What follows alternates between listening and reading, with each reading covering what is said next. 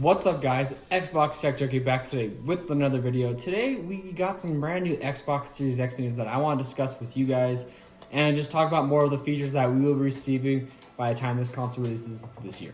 So we finally got our number for how many teraflops the Xbox Series X will be using for its GPU. That magic number is 12. For the past couple months we've been having a lot of leaks and rumors and discussion on what the number will be, and it has been centered around the number 12. So kind of happy to say that that is finally true. So anyone who's been saying it's going to be 12 teraflops, it's going to be 9 teraflops, whatever it's going to be, it's 12, and we can finally, discuss it in terms of, what this means for games coming to Xbox Series X. If you kind of want to know what it means, it essentially allows the game to have, better refresh rate, better detail, and all that kind of fun stuff that makes the games look good, play good, and make you feel more immersive within the game. With those two, we also got our better look at variable rate shading, as well as hardware accelerated DirectX ray tracing. That is a mouthful, but essentially what these mean is it allows the developers to really perfect the visuals that will be going on within their games. Ray tracing, as you know it, or if you don't know it, allows the game to have better lighting, more accurate reflections, better detail when it comes to, the way shadows and everything kind of are portrayed. It just allows a bit more realism to the game. Some of the other cool stuff is how quick the console will work, and not just in terms of loading games and all that kind of fun stuff, but how well it will work with your controller. For example, there's a new thing known as dynamic latency input, and essentially what this means is how quickly your controller is going to be, accurate. So from the moment you hit the A button, so the input to the output lag, it just depends on how, how well it's worked on. So for example, and I'm going to use really just broad numbers. This is not at all an actual accurate representation of how a console works. For example, if I hit A on my controller, it could take 2, 3, 4, 5 seconds for it to work on the TV. Obviously that's not real because it takes way quicker than 5 seconds for something to happen from the moment I hit A to the moment to happen on my screen.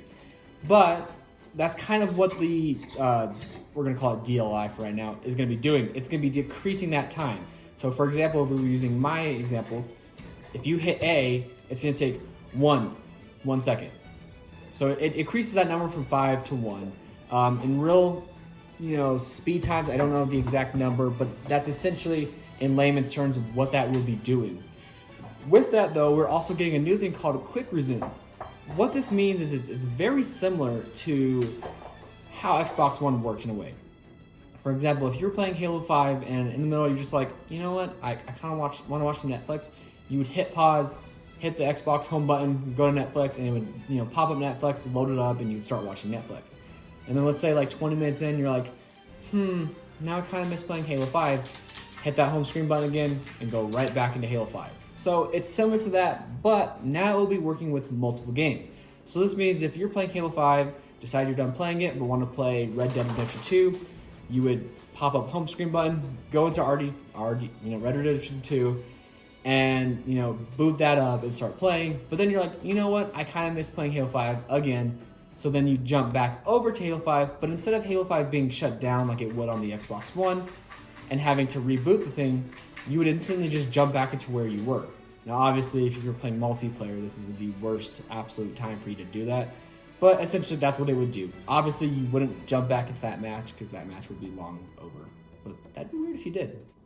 They're also adding in HDMI 2.1, and essentially what this means is it allows those things like the variable refresh rate, the ray tracing graphics, the 120 frames per second support to really work even better to make sure there's no lag or latency issues. It's just in a direct connection to your TV. It makes everything a lot better. The only problem with that is a lot of TVs within the past couple of years, some of them may or may not have had HDMI 2.1. It's a very new connection, so you're gonna have to check your TV and see if it has it, if that's something you're looking forward to. I believe my TV doesn't because it's about 3 years old now. Actually, I'm almost positive it doesn't. So might be time to look into a new TV. Don't really know yet though. Now, one of the last features that I'm actually quite a big fan of, even though it's pretty much was a given with the Xbox Series X, if you remember in 2013, if you bought we're gonna use Battlefield 4 for an example, because it's kind of what I had to do. Battlefield 4 released for Xbox 360. But then when I got the Xbox One, it was also released for the Xbox One, and I wanted the better, visuals. So what I did was I went to GameStop, traded in the game, paid $5, and they gave me the Xbox One version. Unfortunately for GameStop, Xbox is pretty much eliminating that process. What they're essentially going to be doing is known as smart delivery. So, for example, we're going to use Cyberpunk 2077 because that's exactly what's been going on this morning. Cyberpunk did say, or CD Projekt Red said, if you buy the Xbox One version of their game, you are instantly given access of the Xbox Series X version. So essentially, you're getting, in a way, yes, you're buying one, but getting two, but not really. It's similar to buying an Xbox game for Xbox One S and it working on the One X. But yes, you will be getting the instant access version to Series X. But it doesn't necessarily mean that every game you buy will have that. It's more along the lines of a developer decision and an Xbox decision. But Xbox is wanting to make sure that all of their games from Xbox One work on Xbox Series X. So there's kind of high hopes that most games, pretty much all of them on Xbox One, will work that way for Xbox Series X. We know games like Halo Infinite or anything on Game Pass will do essentially that method. But besides that, that's pretty much all of the news. And I know a lot of people are probably going to ask about the whole 12 teraflops thing, so I pulled up a graph. If you kind of want to know the difference in GPU from the original Xbox One to the One S to the One X to the Series X, I'll give you some quick numbers. So for the Xbox One and basically the One S, the amount of teraflops they were using was 1.31. So you are jumping from 1.31 to 12 on the Series X if you own the Xbox One or the One S. What if you own the One X? Well, the nice thing about the One X is it was a big jump in hardware for the original Xboxes or the Xbox Ones. The Xbox One X houses 6 teraflops of GPU power. But that also means that for the Series X, you're jumping up to 12. You're doubling the amount of graphic processing power that is already in your One X by getting the Series X. So it's quite a big number to jump from. And as far as what your CPU will be running at, we haven't gotten direct confirmation of what it's clocked at just yet.